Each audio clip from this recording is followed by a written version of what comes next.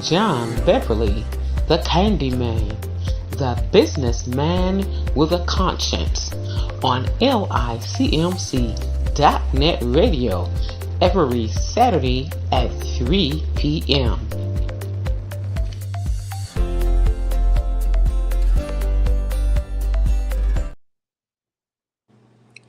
Hello, everyone. This is John Beverly, the businessman with a conscience, here at the Alkemalon Village, where each one reach one, each one teach one.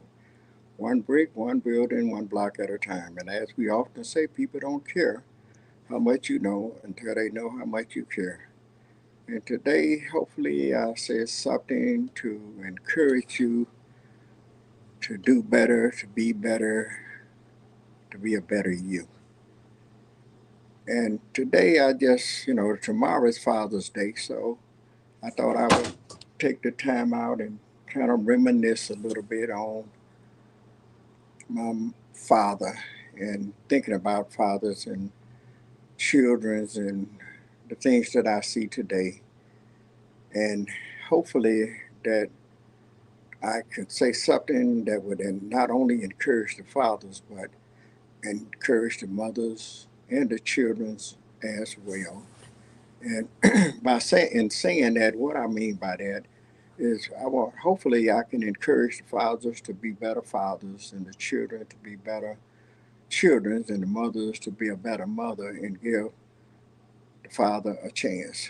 I often tell people that fathers are people too.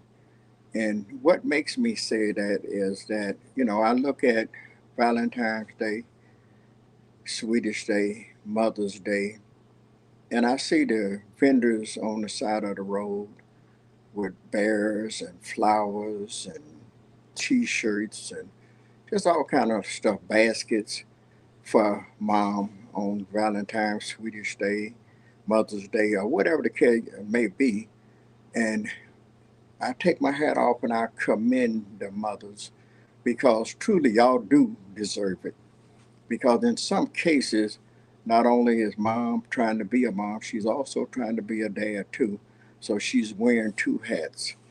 But there's nothing like a man being in the house. And if it's unfortunately that he can't be there, whenever he get an opportunity, give him a chance to come in and talk to the children and work with them and laugh and grin because there's nothing like, from my experience, I, I can't tell you about something I don't know nothing about, but I've seen a whole lot and I realized that there is a need.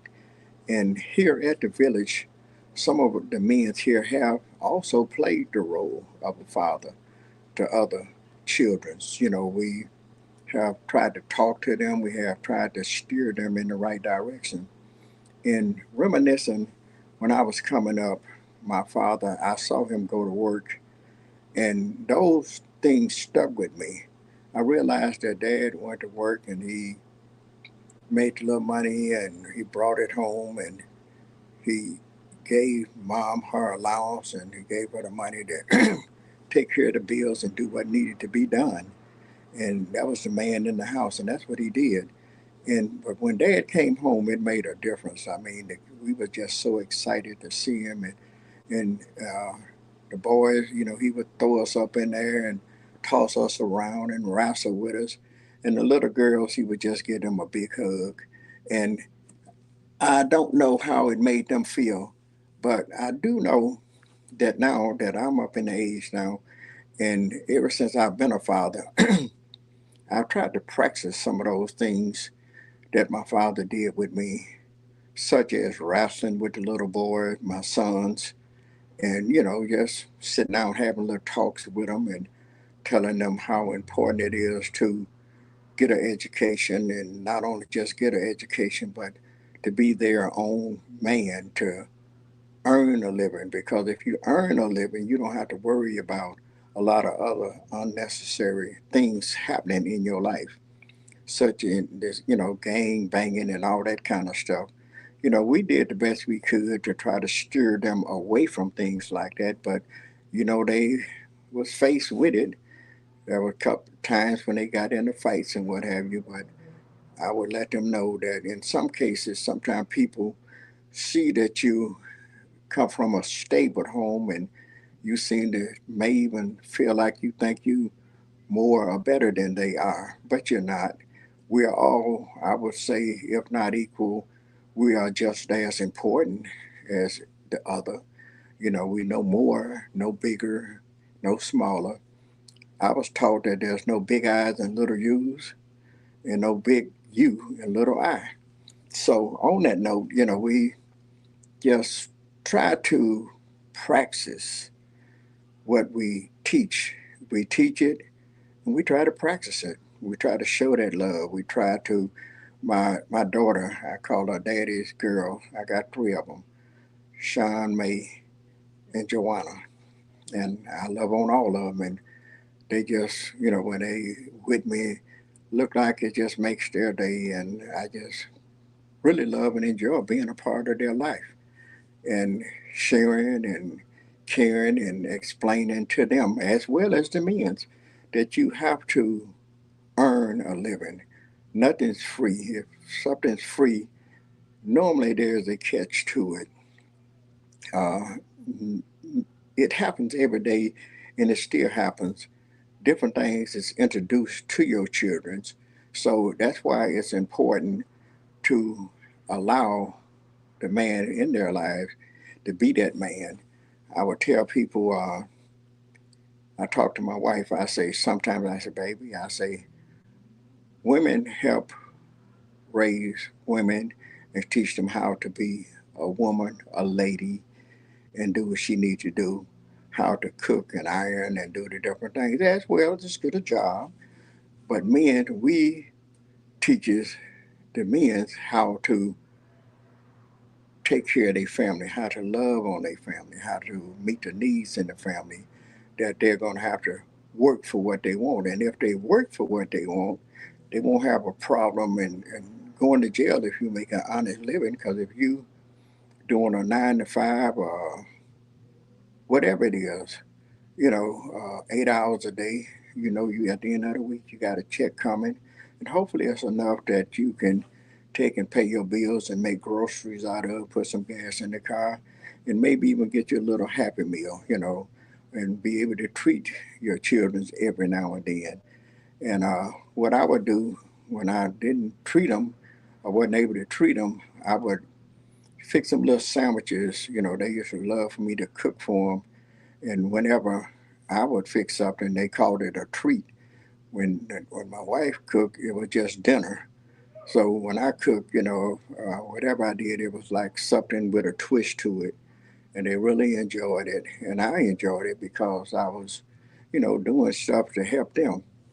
But I mean that would put a smile on their face and that they would really enjoy, sharing what I have done for them and appreciating what I've done. And it makes me feel good. So in saying that, I often tell women, let the man be the man. Let him raise and help you raise that son in your life. You can't, women, you can raise a man, but it's a difference in when a woman trying to raise a man child by herself, than it is when a man. Because for one, there's a difference in what we say. Because for one, we say what we mean and we mean what we say. Women, I'm not taking anything from you. I take my hat off to you. You are nurturers. You are supporters. You make sure that everything is all right and comfortable and peaceful and all of that. Men, sometimes it may seem that we're being harsh, but sometimes it takes that firm, strong hand that man had to offer, that roughness in the voice that the child hear to know that he means business and that and I would often, even when I was chastising my children, I kind of come up from the old school. The things I did, I probably would go to jail today because I spared not the rod, but I tell people it didn't kill me. And in a sense, it helped make me. and mold me into the man that I am today. Now, I'm not telling you to go beat your child or nothing of that sort, but I'm telling you to be firm. Say what you mean and mean what you say. Don't tell that boy or that young man or the young lady or whoever that if you don't do this, I'm going to do this. It's time I put. I'm gonna. I'm not going to let you have this and that. There, in some cases that work, but in other cases it don't. So what I'm saying is that whatever you say, I've seen. How do you call yourself putting a child on a punishment? And I tell them, I said, take something that they love. Since we can't beat them today, like they did me, when I went to bed at night when I was coming up as a child, I got up the next day and a few things that I knew I was gonna have breakfast, lunch, and dinner. But I also knew that the chances are, sometime that day, I was going to get a whooping. And in some cases, if I didn't get just one, I may have got two or three because I knew that throughout that day, I was going to do something that was going to cause me and my brother, Robert, to get a whooping. And didn't realize that it wasn't that it was just an automatic thing. It was because of the decisions that we was making. We was making bad decisions that caused us to get a whooping. So, in doing that, after learning, my parents, they used to actually, because they used to tell us, me and my brother Robert, so, oh boy, y'all so bad. Oh, y'all terrible. Oh, we don't know what we're going to do with you. And one elderly uh, member of the family, somebody asked a question one time, said, why do y'all keep doing that? You know you're going to get a whooping. And we looked at them both almost at the same time and said, because we so bad. And that's something because words mean something. It makes a difference. So they looked at us and my mom, they stopped telling us we were so bad. They said, my mom told me one day, she said, if you would make a better decision, Dad told her, say, if you would not do, when you're doing right and wrong most of the time. So if you do what you're supposed to do, and do your chores when we tell you and ask you to do something, you do what you're supposed to do, you wouldn't have these problems. You wouldn't be getting a whooping. So I even learned from that. When as I got over and started my own family, I began to tell my children when they would mess up, and I would whoop them. And but before I whoop them, I would stop and say, I sit them down and I say, "Do you understand and know why Daddy is whooping you?"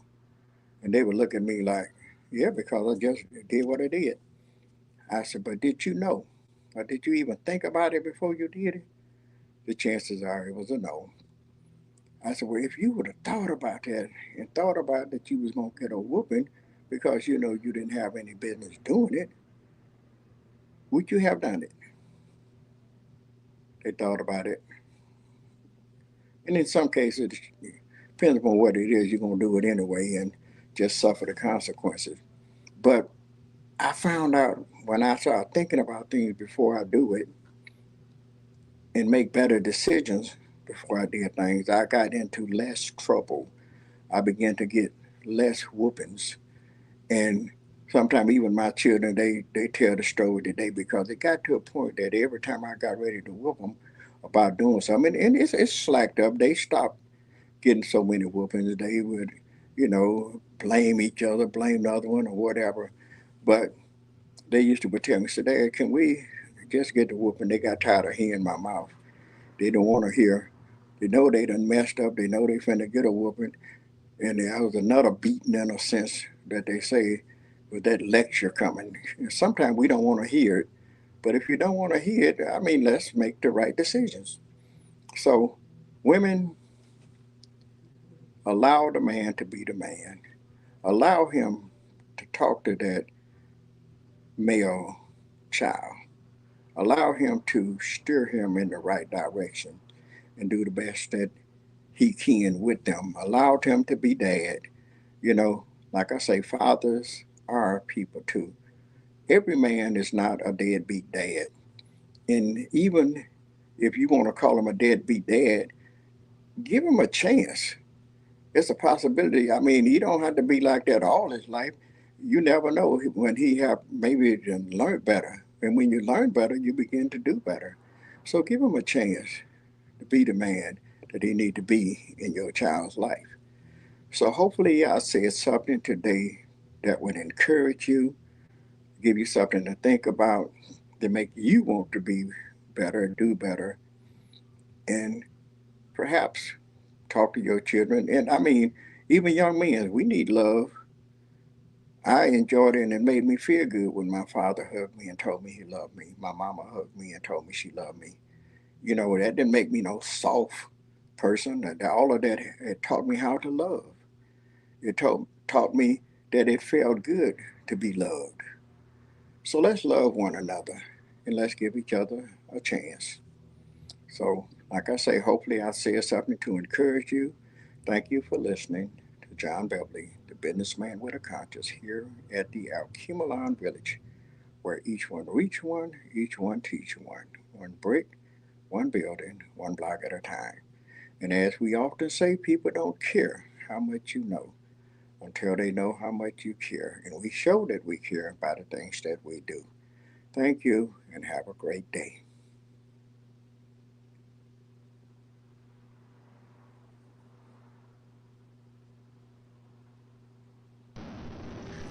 John Beverly, the Candyman, the businessman with a conscience, on LICMC.net radio every Saturday at 3 p.m.